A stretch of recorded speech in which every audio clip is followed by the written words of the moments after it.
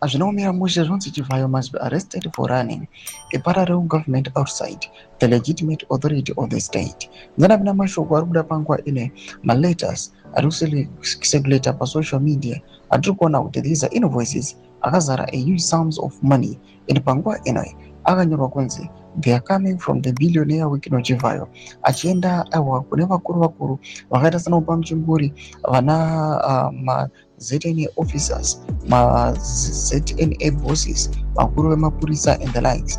Then was subscribe or like on the bell icon. Tipina about money from Chinzi. For months, I have sounded the alarm on Chivhayo.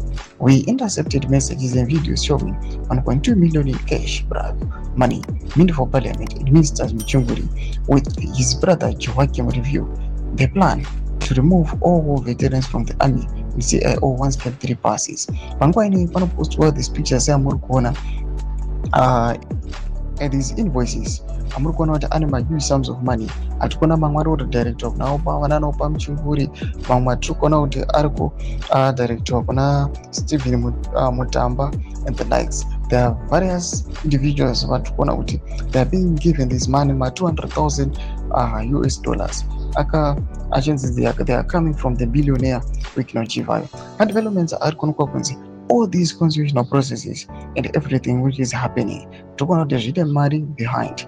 Vari kupuwa mari kuti vanyarare, vari kupuwa mari kuti support these constitutional amendments. And on top of that, we are being told according to these posts ari kuitwa na president under 2030 panguva ine vanachikora zvakananda vachiti there are attacks arikuda kuitiwa kumawar veterans, the army, the CIO, the VP Constantine Muchwenga, marumors ekuti wants to be arrested or be fired. But developments are kuda panguva ine ari kunokanudza all this is being done because of money.